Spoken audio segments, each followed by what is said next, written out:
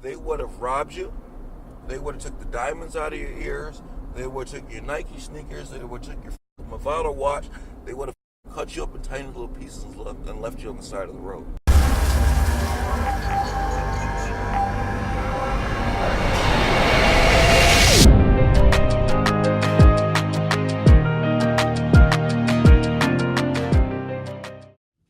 Hey everyone, this is Chris at Realridesharestories, and I got another one for you today.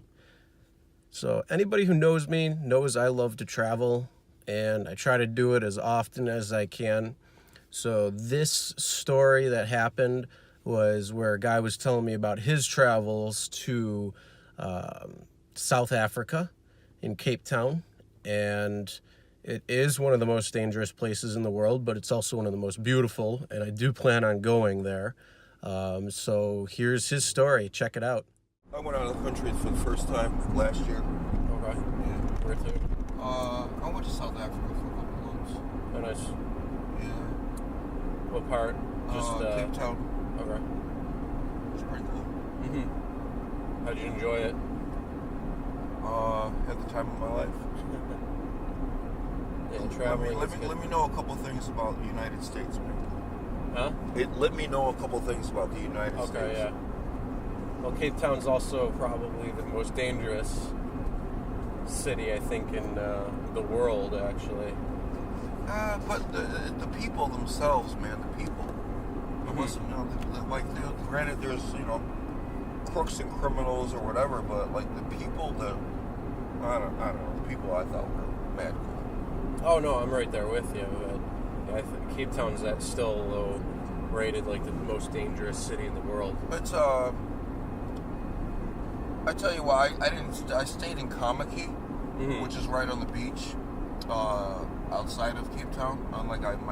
You walk out the front door of the house that we stayed in, and the beach is right there. Mm-hmm. It's a very wealthy, predominantly Caucasian area. Mm-hmm. So there's still a little racist over there. But me and my friend Brian, his wife is from South Africa. He's Italian. He married this gorgeous black woman from South Africa. But we were going to this bar, and the owner of the bar, Catherine, she was like really cool and laid back, and I hung out with her a few times outside of the bar or whatever. Like, she was just like good people. Mm-hmm. But the one night, and this is a true story to tell you about the people. The one night we were sitting there talking, she's like, oh my God, like, we gotta watch out.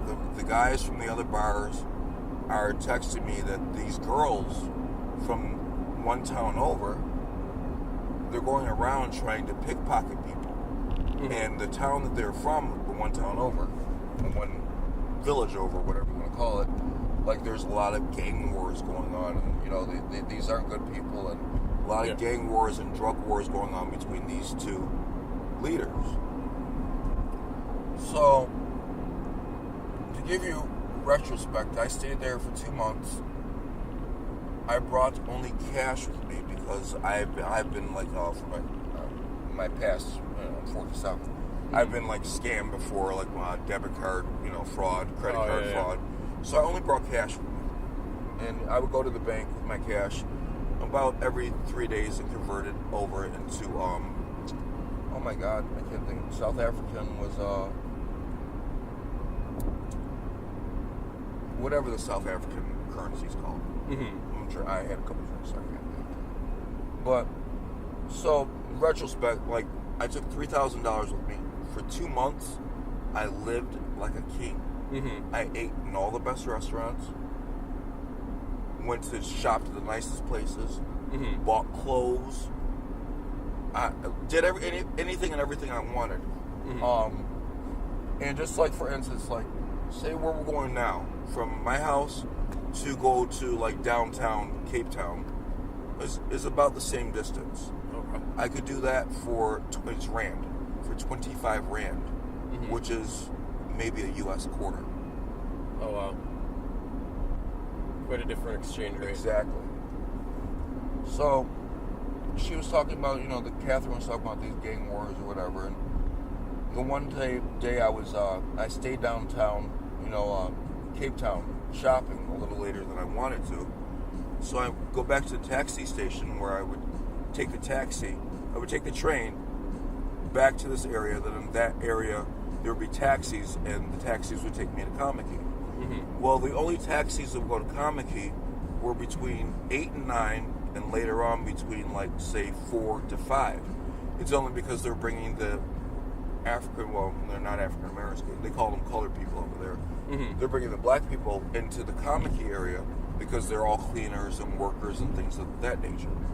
Okay. So I got back to the taxi stand about, say, 6 o'clock, 7 o'clock. There were no taxis going back to Kamiki. And so I'm like, okay. And the one taxi I walked up to, I was like, I'll take you, but I'm going to charge you 100 Rand, which was 4 times the normal amount, which equivalates $1 US. Mm-hmm. But to show him and to protest him, not, you could charge me double and been fine. Mm-hmm. But I was like, you know what? It's about 7 miles. It's 6 o'clock, 6:30. I'll walk. Okay. So I'm walking. And it's just a straight road, walking. Doop, doop, doop, doop, doop, doop. And over there in Cape Town, they drive these, they're like half car, half truck. So it's a 2-seater car with a bed in the back.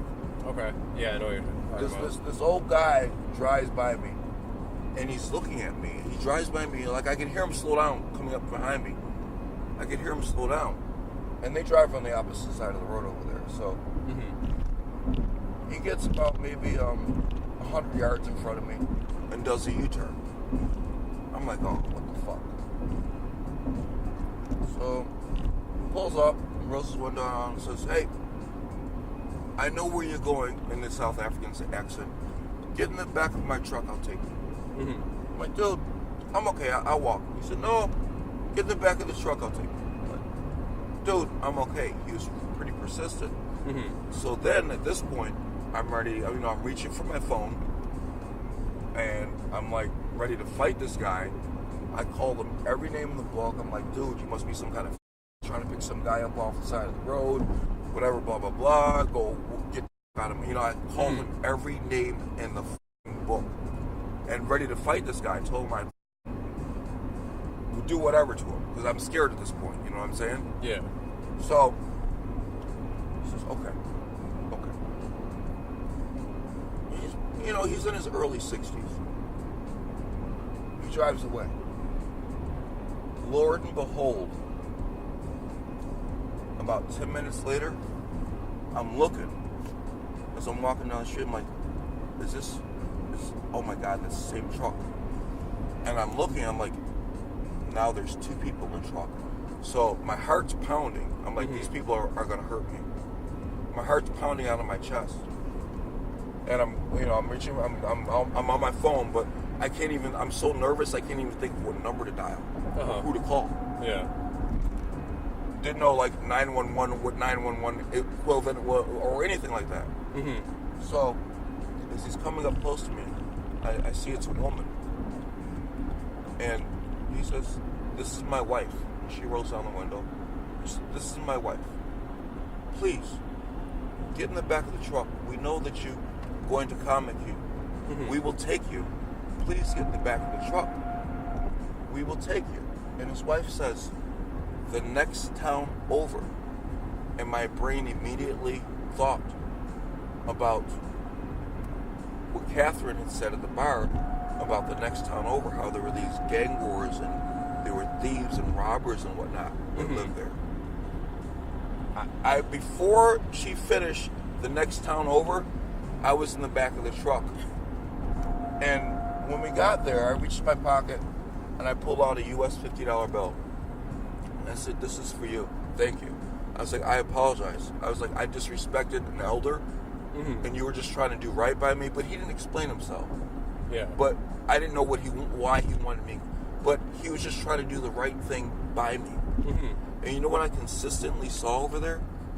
People that had absolutely nothing would still give you the shirt off their back. Oh yeah, it's a whole different world in different parts of the country. When I got back to the beach house, everybody was there because they made dinner or whatever.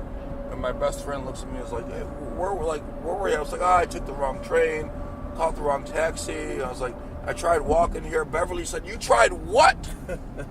She said, the next town over. I was like, I already know. And then I told him the story. Beverly's like, Paul, I love my country and I'm from here. She's like, but that town that's over there, she's like, they would have robbed you. They would have took the diamonds out of your ears. They would have took your Nike sneakers. They would have took your Movado watch. They would have cut you up in tiny little pieces and left you on the side of the road. Mm-hmm. I'm like, and the old people that stopped and picked you up, they knew that. That's why they did that for you. And that made me feel like even a bigger piece. Because even though I tried giving the guy money, and I could tell they were poor, they had nothing. Mm-hmm. Just by the way they were dressed, the car they were driving, he refused to take money from me. Refused. People that have made me, it humbled me so much to think, you know what, I'm American. I'm like, I went to Cancun, like in, I don't know, my first year of college back in 1990. But that wasn't like really being out of the country to me.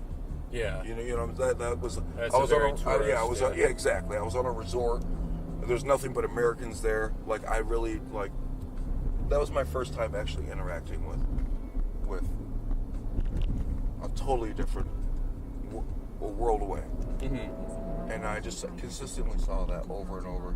Just people that had nothing, still kind, friendly, and not. I don't know.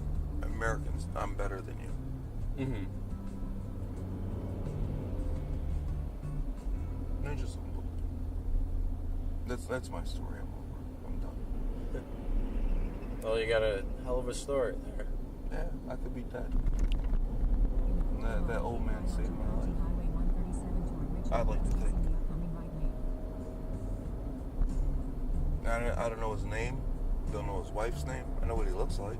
Mm-hmm. It scared the shit out of me. I know what his wife looks like because she was missing a couple teeth and a crooked smile. But other than that, I don't know. I couldn't tell you if I won the lottery tomorrow and wanted to give these people $1 million. I couldn't tell you who they are. Mm-hmm.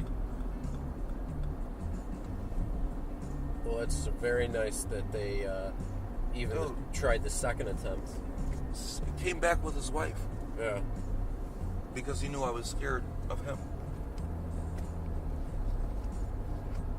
Seriously, when I'm like, I seriously thought that he was gonna like rob me or I don't know, do God knows what to me, and I'm like, I'm not giving it back here, dude. Get out of my, you know what I'm saying? Mm-hmm. Yeah.